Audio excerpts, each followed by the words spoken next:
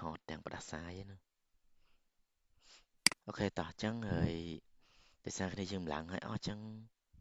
ខ្ញុំបង្ហាញម្ដងទៀតទៅតេតើងជាមួយនឹងហើយយើងបង្កើត project ពេលដែលយើង copy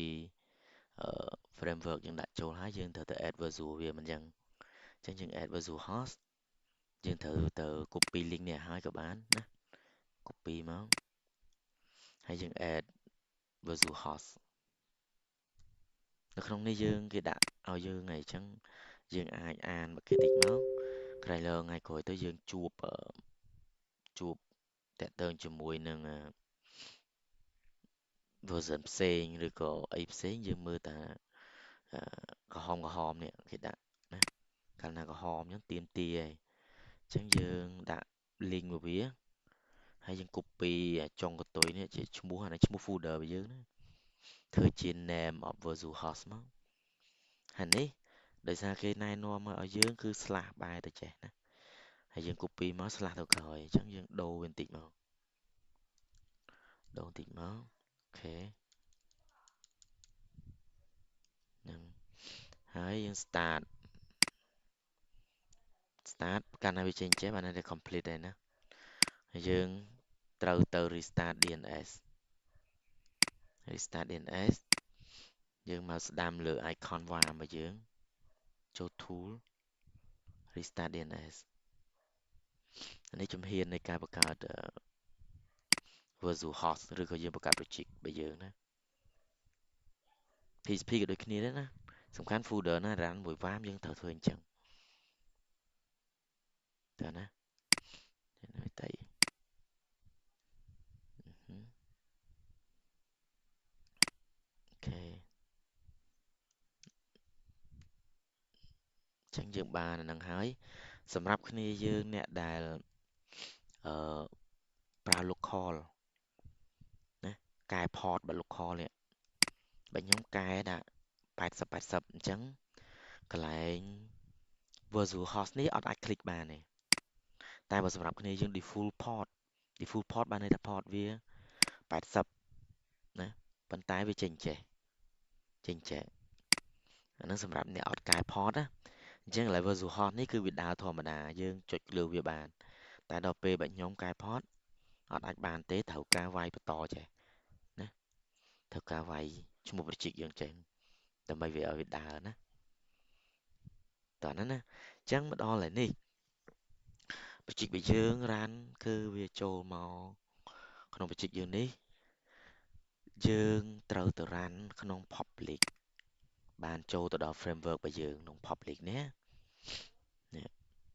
ប៉ុន្តែយើងអត់ត្រូវការចុចចូលម្ដងទៀតទេណាយើងអត់ត្រូវការចុចចូលម្ដងទៀតទេគឺយើង remove URL វាមក step ដើម្បីចូលមក project យើងដើរហ្មងណាអញ្ចឹងអ្វីដែលវាដើរគឺក្នុង public នេះគឺវាមាន index ណា index អញ្ចឹងខ្ញុំទៅបើកខ្ញុំ open project យើងហ្មងទៅ open folder ហើយចូលទៅ open project យើង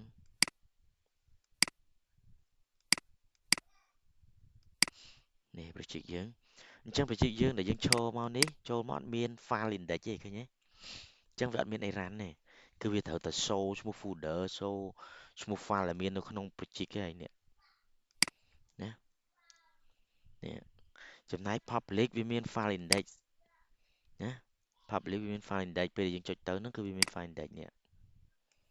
អញ្ចឹងដើម្បីឲ្យវា run បានយើងត្រូវ move index ហ្នឹងទៅនៅក្នុង project ណាយើងអាច copy ក៏បានធ្វើអីក៏បានស្រេចចិត្តតែសម្រាប់ខ្ញុំបើក file ហ្នឹងហើយខ្ញុំ save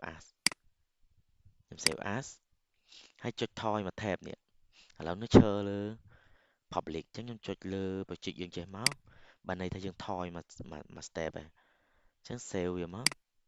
នេះបិទអានេះវិញសិន file index របស់យើងនៅនេះប៉ុណ្ណឹងហើយអត់ទាន់ដើរទៀតយើងទៅ save anti access មកដូចគ្នាណា save ថយមកគ្នា save បិទសិនប៉ុណ្ណឹងហើយយើងអត់ទាន់ដើរទៀតណា public ចប់ហើយប៉ុន្តែនៅក្នុង index ក្នុង index យើងទាមទារឲ្យយើង remove មួយ step នេះចេញណា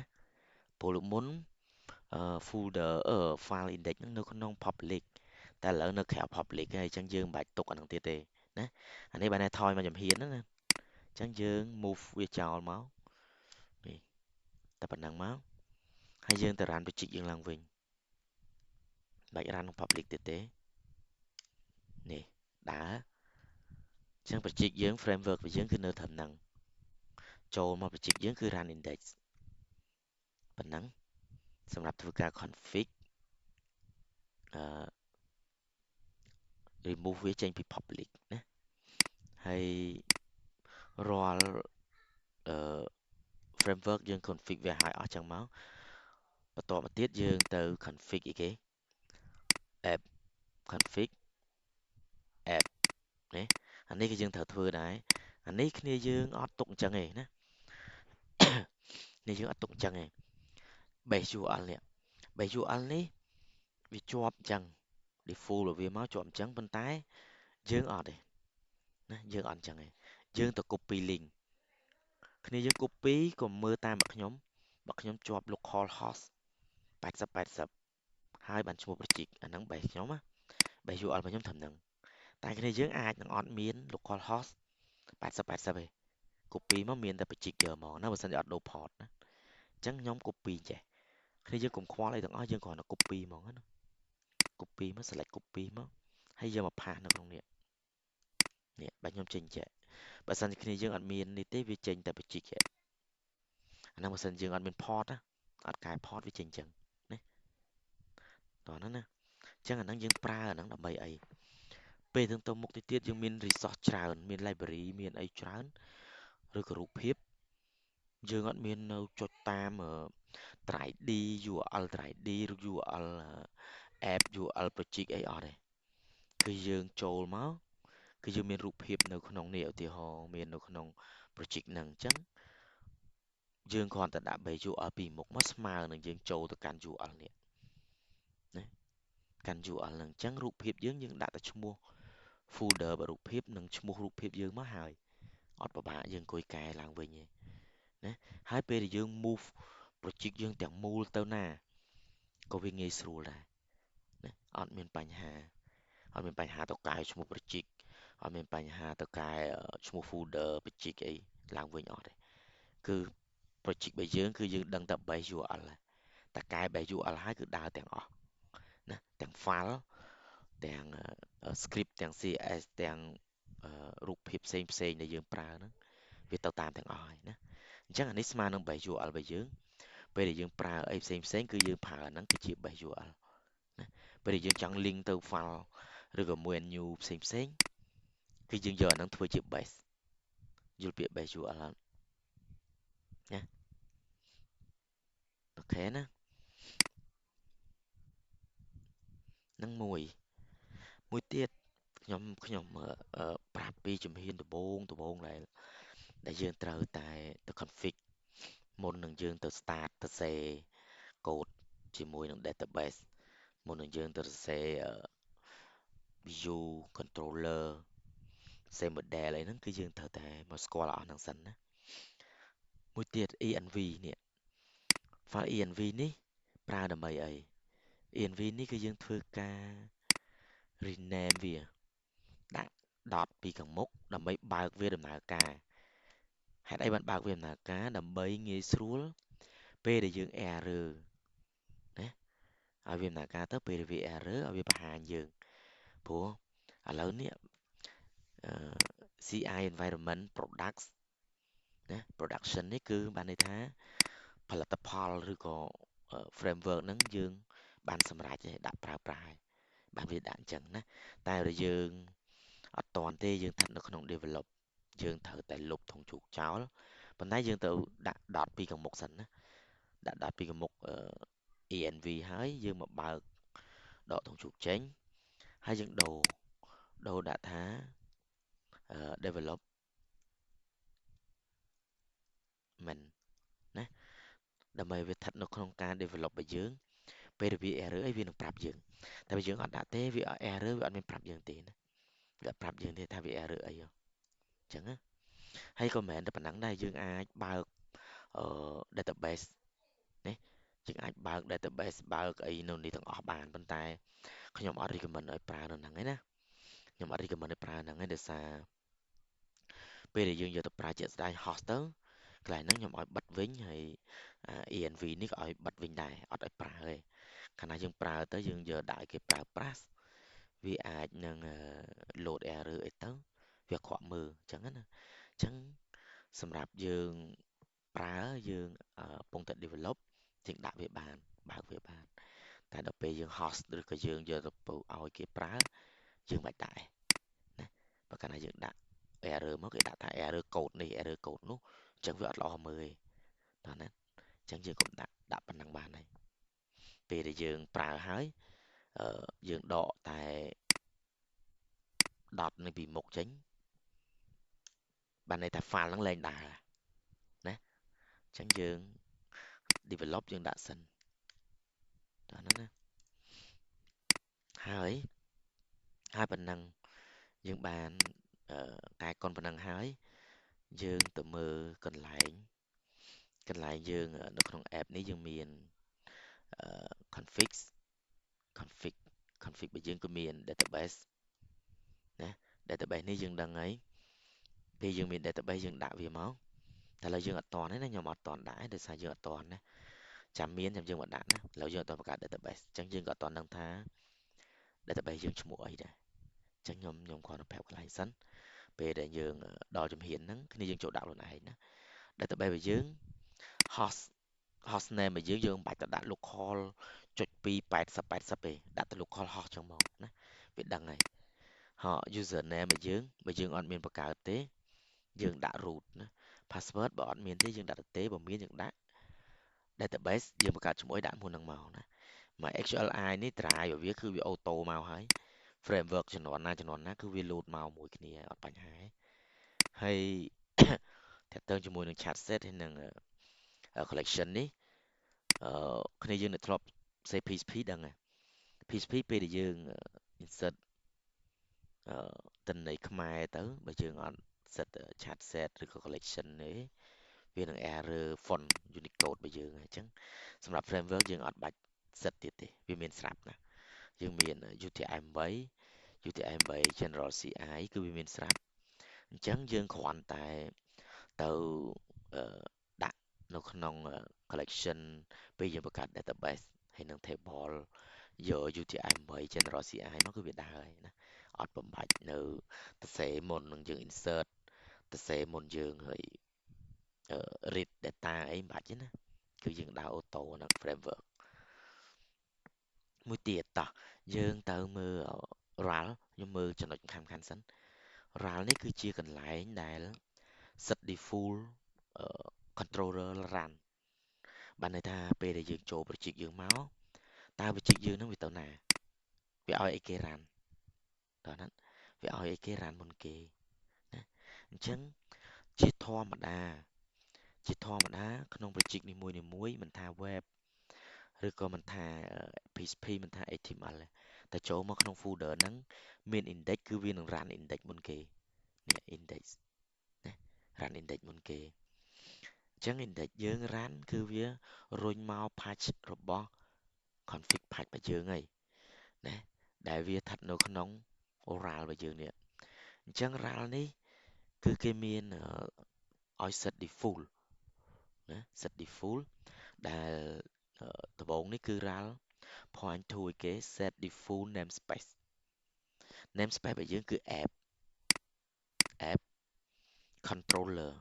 app ហើយ controller នេះ controller ហើយបានវា set default controller គឺយើងគឺ home នេះឈ្មោះគេដាក់ថា home នេះ home ណាហើយក្នុង home របស់យើងហ្នឹងឥឡូវនេះយើងអត់មានច្រើន function ទេដោយសារយើងអត់ទាន់បង្កើតតែបើយើងបង្កើតហើយក៏វា run ដែរគឺវា run index ណាគេ set default method ណាឬក៏ function ដែល run មុនគេហ្នឹងនៅក្នុង home ហ្នឹងគឺ index លោកគ្រូ បាទ លោកគ្រូខ្ញុំបាត់ screen លោកគ្រូ ទាំងអស់គ្នាបានអត់ ទាំងអស់គ្នា ខ្ញុំនៅលោកគ្រូខ្ញុំនៅឃើញហ្មង អ Mới ba rồi một đợt. អាចមកពីអ៊ីនធឺណិត Ờ, យើងអូខេ ba មក là មក cô. អ៊ីនធឺណិតយើង check អ៊ីនធឺណិតយើងតិចណា Ba là cô. ហ្នឹងហើយអូខេបន្តទៀតអញ្ចឹងនេះនៅក្នុង RAL របស់យើងនេះគឺ set default method របស់យើងគឺ index នៅក្នុង home មាន index នេះណាហើយបានវាមកទៀតថាអានេះតើតើជាមួយនឹងយើង set transaction មានអី set auto RAL នេះ true កន្លែងនេះបើ version ទៀតវាអត់ទាន់ true ទេវា false វាអត់ទាន់ដាក់ true ទេអញ្ចឹងណាអញ្ចឹងកន្លែងនេះបើវា true ហើយវាអត់បាក់យើង config ព្រោះកន្លែងហ្នឹងកាលណាយើងអត់ set true ទេពេលយើងដូរ URL វាអត់ឲ្យទេណាអញ្ចឹងអត់អីទេកន្លែងនេះយើងប៉ុណ្ណឹងពេលដែលយើងមានឧទាហរណ៍ថាយើងបង្កើត controller ផ្សេងអត់ចង់ដាក់ចូល home ទេអញ្ចឹងយើងអាច set default controller នឹងផ្សេងវិញណាអាហ្នឹងយើងធ្វើតាមណាវាអញ្ចឹងហើយនៅក្នុង controller home នេះក្នុង controller home យើងនេះគឺយើង run ទៅលើអីគេណា run ទៅលើ view ណាវាធ្វើការហៅ view យកមកប្រើនៅក្នុង function របស់យើងនេះកាលណាគេប្រើ return ជាបានតែមួយឯងនេះ return view នេះបានតែមួយទេអញ្ចឹងយើងអត់អាចក្នុង function ទាំងអស់យើងត្រូវប្រើ return រហូតទេណាព្រោះ return បានតែ view មួយទេបើយើងចង់ឲ្យមាន view ច្រើនយើងត្រូវ echo វាដូច PHP ដែរតែយើងប្រើកន្លែងនេះទៅជា echo វិញបានដូចគ្នាណា echo view អញ្ចឹង view យើងរត់មកមើល view យើងនេះ view យើងនេះអញ្ចឹង view របស់យើង welcome message នេះ welcome message អញ្ចឹងអា file ឬក៏ HTML ដែលបង្ហាញយើងនេះអាបង្ហាញយើងនេះគឺស្ថិតនៅក្នុង welcome message ហ្នឹងណា welcome message ស្ថិតនៅក្នុង welcome message នេះណាស្ថិតនៅក្នុងហ្នឹងអញ្ចឹងអាហ្នឹងត្រឹម controller និង view របស់យើងឯងណាអត់តាន់ឈានទៅដល់ model ទេអញ្ចឹងយើងបកមកវិញថាយើងរៀននេះគឺរៀន framework ដែលពាក្យថា framework គឺយើងសំដៅទៅលើ MVC